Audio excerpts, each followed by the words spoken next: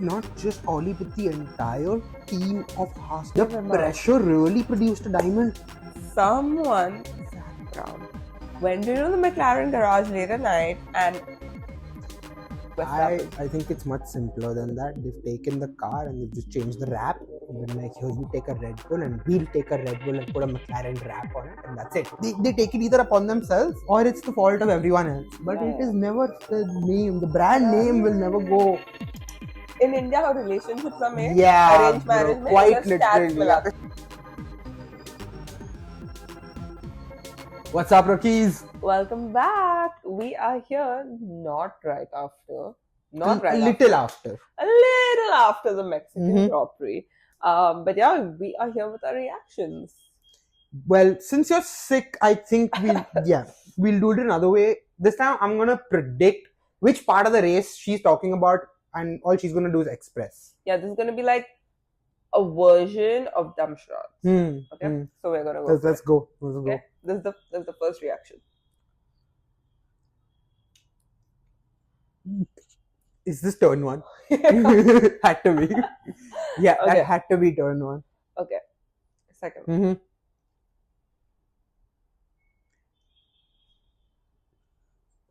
After Russell was given Kimi spot.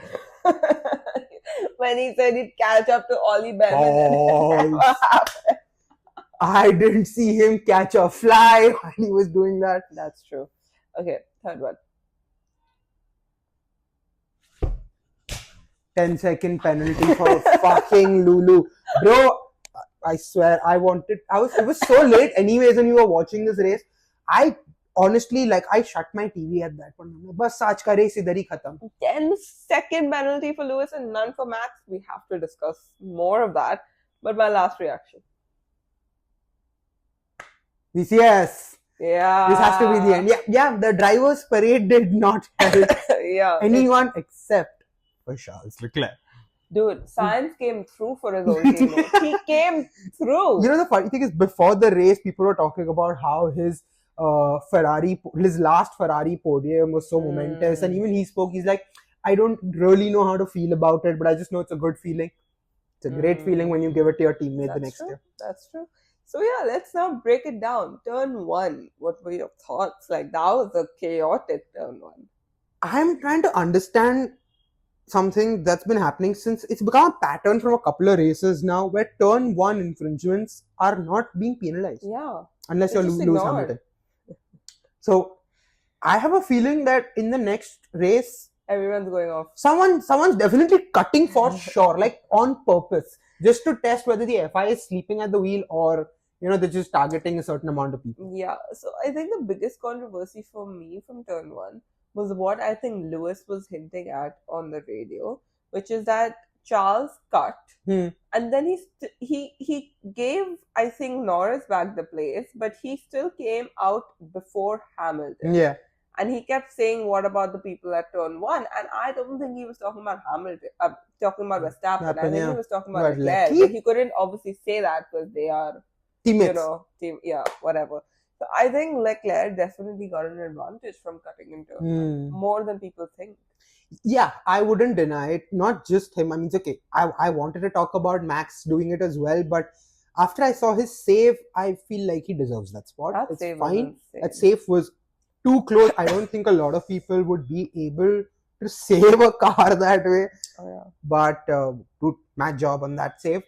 On the other front, though, you might be right, because he really got that boost up the minute he cut and came ahead, and he gave Norris the spot back. But if he wouldn't have, he would have gotten a 10-second penalty as well. Exactly.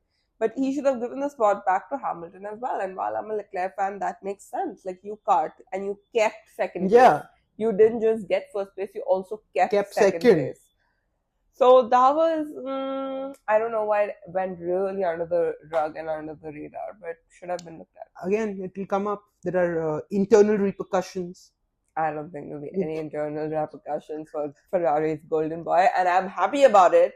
Yeah, but what is unfair is unfair. So I don't know. And I support two drivers on that grid. Both of them had a terrible race. Terrible race. 44th. he managed. I mean, he still pulled through. Yeah, he still got points. Even with the 10-second penalty, he still came into the points. He drove his race, and commendable for him. But to Ferrari, y'all need to fight for him. Y'all need to fight much harder.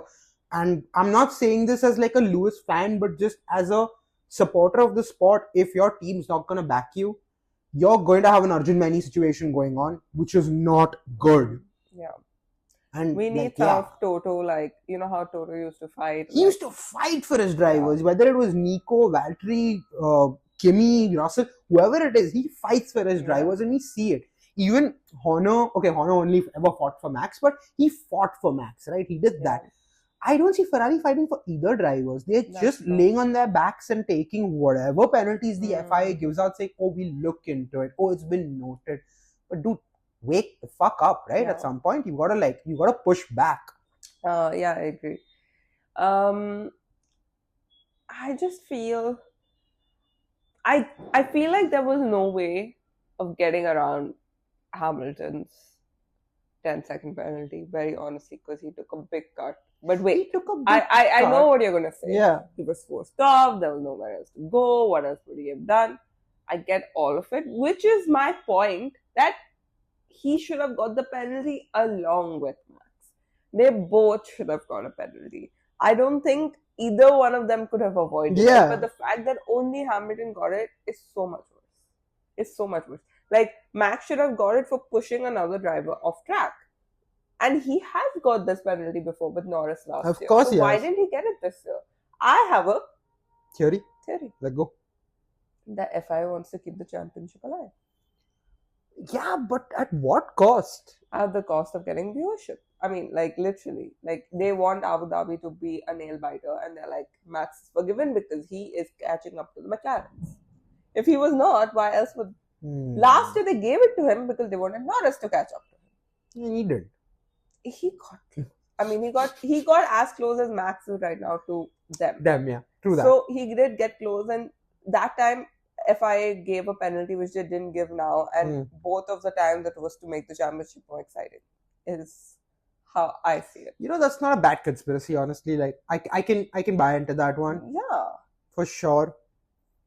But that's weird as fuck. It is. It shouldn't be how it is, but... It's just so sad. Like, they need to wake up. I'm just genuinely telling you, people are sleeping out there. They're just genuinely sleeping out there. Someone who's not sleeping behind the wheel is Ollie Behrman. Dude, not just Ollie, but the entire team of Haas. You know, that was their fastest pit stop. Yeah. The pressure really produced a diamond. Yeah, I think McLaren needs to take that pit crew, because what the fuck is McLaren doing? I don't know. They're messing up every race. They're giving one slow pit. They still have the fastest pit stop in the entire season. Doesn't matter if, like, the last 6 races, one driver or the other has been getting plus 3.5 seconds of pit stop. That's ridiculous. True. That's true. They almost ruined Oscar's race again.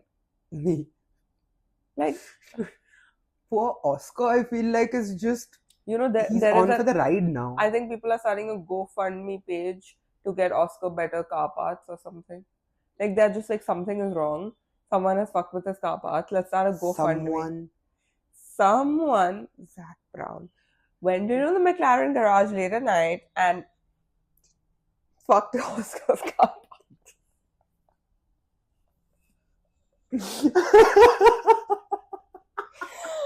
Okay. I'm gonna get into a coughing spree. That was so funny.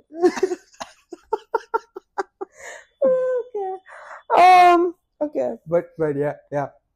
Speaking of the McLarens, just to point it out, I mean, Norris has taken the lead. Yes. Great job for Norris taking the lead. He has also apparently matched a record with Schumacher. Yeah. Of what? Of being of his first 10 race wins. So Schumacher in his first 10 race wins have been on 10 different tracks. Okay. These really weird random facts that people find out. I mean, people just this is like looking at a sheet full of stats, and they're just like, okay, yeah, this and this, this and this. In India, how relationships are made, arranged marriage, quite literally, stats mila rahe. It's just nonsense. Compare.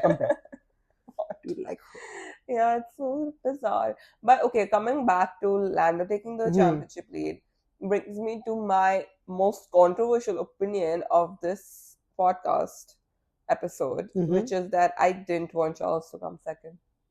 You didn't want him to come second. Oh, you wanted Max there, no?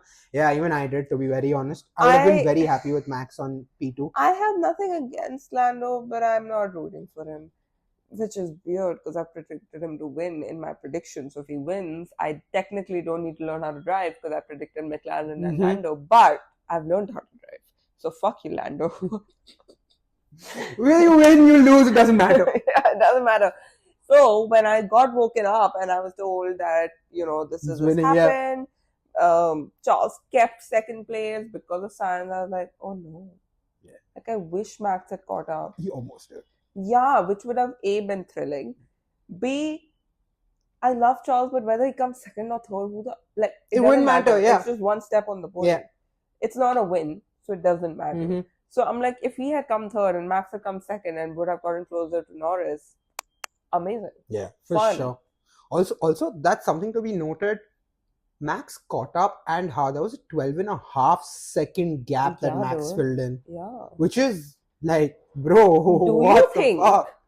Zach Brown is secretly working with Red Bull and he has stolen parts from Oscar's car and given it to Verstappen? I think it's much simpler than that. They've taken the car and they've just changed the wrap. Been like, here, you take a Red Bull and we'll take a Red Bull and put a McLaren wrap on it, and that's it.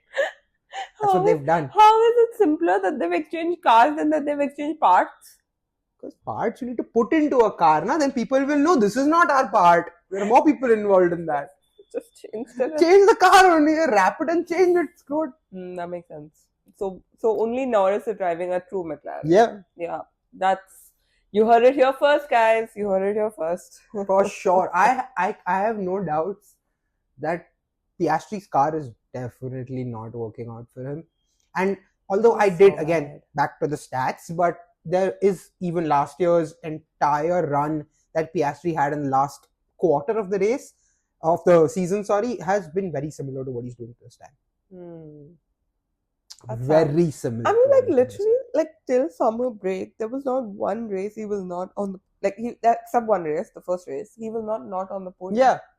And now, the man is fighting with Russell. You know the funny thing is, we asked for this. If you go back to our previous episodes, we are on episode 43 today. If you go back to the previous, before 35, I would say, you will see us begging God to make it interesting. No, it is very interesting. I just wish it was not playing out such that Norris was on top. Yeah. I am rooting more for Max than I am for Norris, I'm not understanding this phenomenon, and it's not just us. It is so many people around the world that have turned to becoming Max supporters. Yeah, because in the most unlikely situation of all unlikely situations, he's the underdog. Yeah. And we as humans are just wired to root for the underdog. So, true, here we are. Ask us again next year who we're rooting for. It all depends. There's also one more thing I really want to bet on is whether McLaren will take the number 1 away from Max or not if they win. Oh, if Lando wins, 100%. Right? He's already... I mean, I know... Lando's 81, right? No, that's Piastri. No. He is... number 4. Yeah, he's 4. It's all in his logo and shit. Yeah. I still think he'll take it. He's so petty. You really think he will? I think more than even him wanting it, Zach will want it. He's like, screw it, I want one of my drivers to have the number. That's true. Oscar also, I feel, but less. I feel like he doesn't give a shit about all this. I think he will. Considering if he's really done with McLaren and he wants to really prove himself there and be like, you know what, you really want to do favoritism, do it, but just remember the number on the car. That's all. Nice. Remember, hear that, Oscar. Take number 1. But yeah, I guess, is there anything else that stood out for you from the race? We've not spoken about the main thing. Which is? I have a fucking McLaren up my ass! Should I let him pass as well? You mean when Russell basically copied Lewis Hamilton's iconic radio message and said it? Yeah, essentially. Yeah, and everyone's going on about this message, which yes was hilarious because the whole British in him really came out.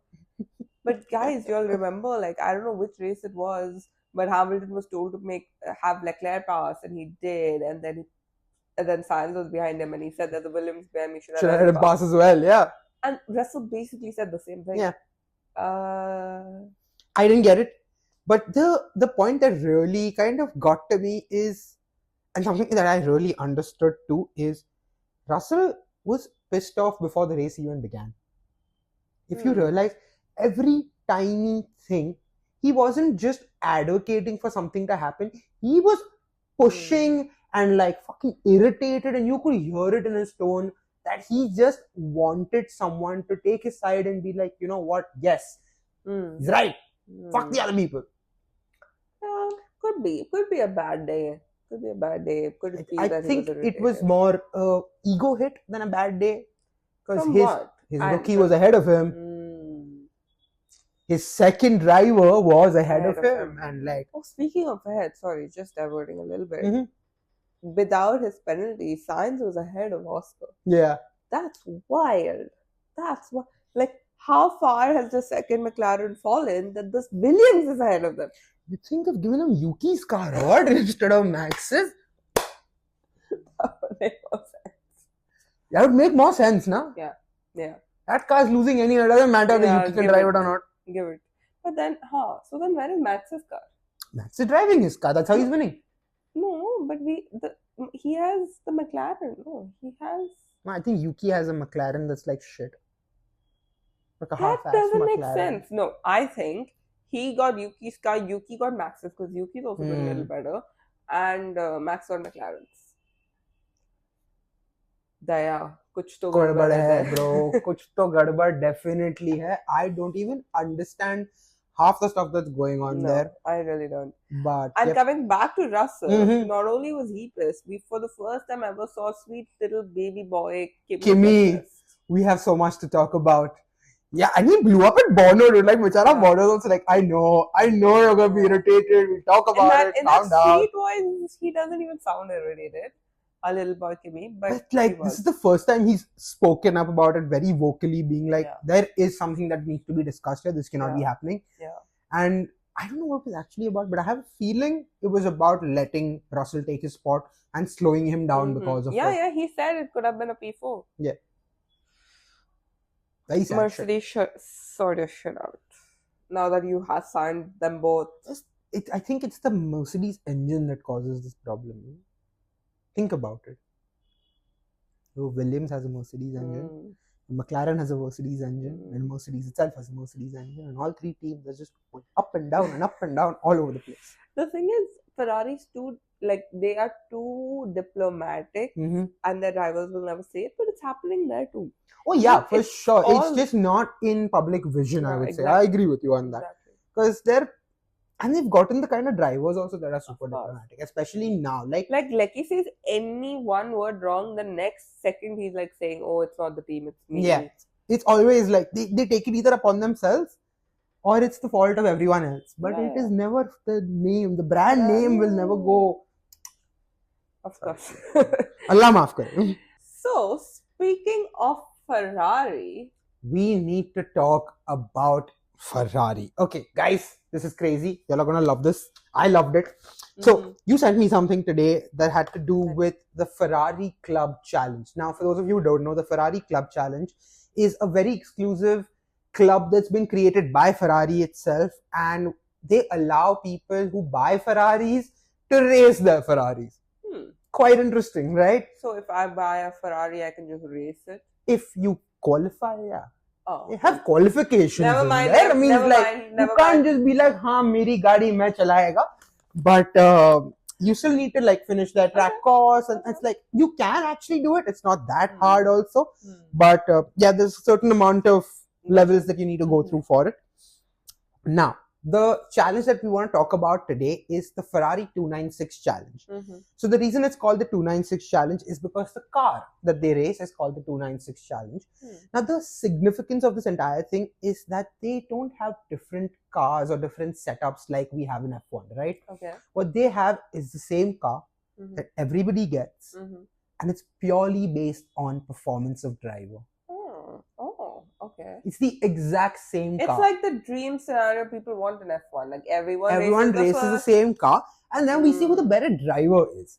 Right? Correct. Now, that makes a magical impact on the whole race itself, because now you're interested, you're invested in, oh, is my driver performing? It's not about my car performing. My car's going to perform the same as everyone else. Speaking of the driver, though, the reason we're talking about this is, and this is going to be insane, is for the very first time, we have an Indian woman who's going to be getting into a Ferrari seat and is going to be driving in almost all of the Middle East. There's 6 races that she's going to be taking part in from November to April. Wow. Yeah, it's going to be wild now.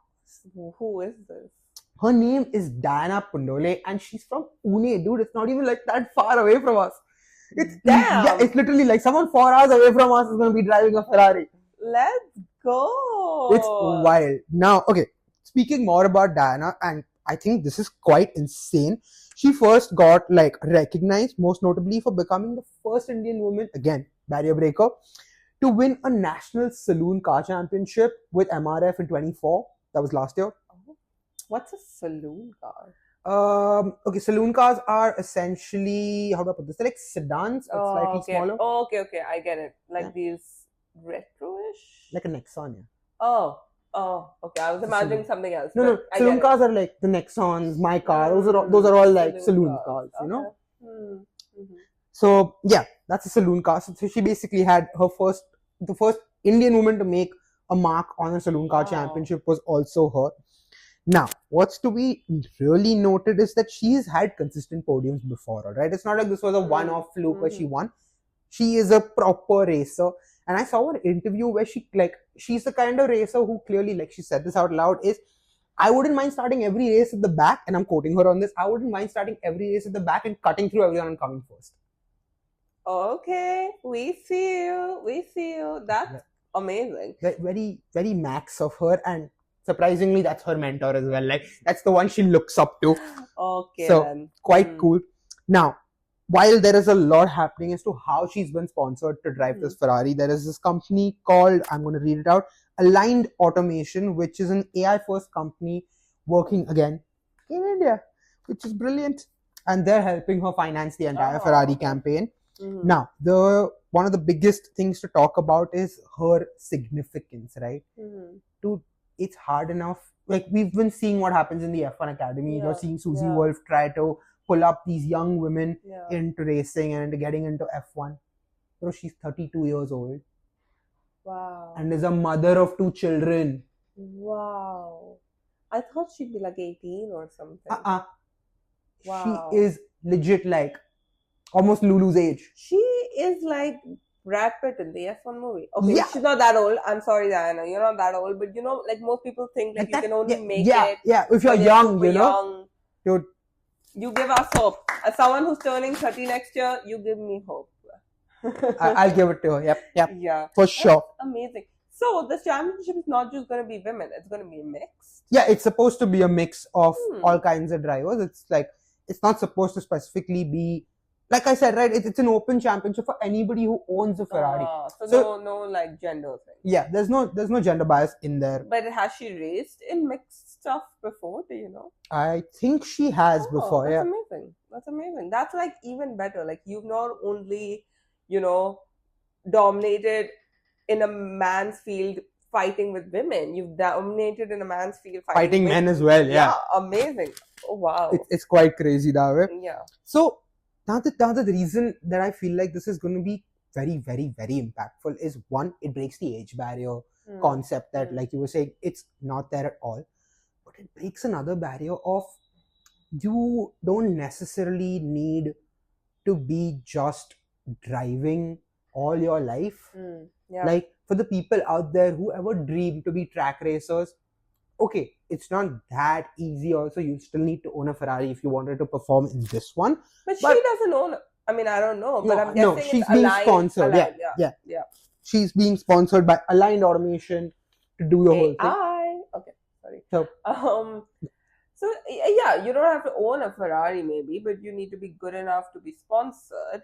And it's just the more accessible dream. Yeah. Which is amazing. Right? And it's showing that if you want to be in this field, it doesn't mean starting to train at 8 years old. It doesn't mean being a man. It doesn't mean you have to come from some like crazy rich family. Exactly. And these are the things that really, like, it's stories like these that push me to believe that, you know, you and I are following the right sport. Yeah, that's so true. It's the kind of sport that isn't how it's perceived to be. It isn't about, it's not a king sport. It's not like polo. It's not like one of those things where you're only going to see royalty play. It's for everyone. That's amazing. Thank you, Diana. And we would love to have you on our podcast. Yeah, for sure. Please. An interview with you would mean everything. Yeah. Hopefully after you're done though, or if you can get in before, nothing like it. Yes. Yeah. So next up is Brazil. I inadvertently dressed as their flag. Yellow and blue, so hoping for good things. Yeah, this is blue, not black. I hope the camera takes it. I'm kind of blue-black. I really am. You know the story about blue? I do. Yeah. So on that note, see you guys.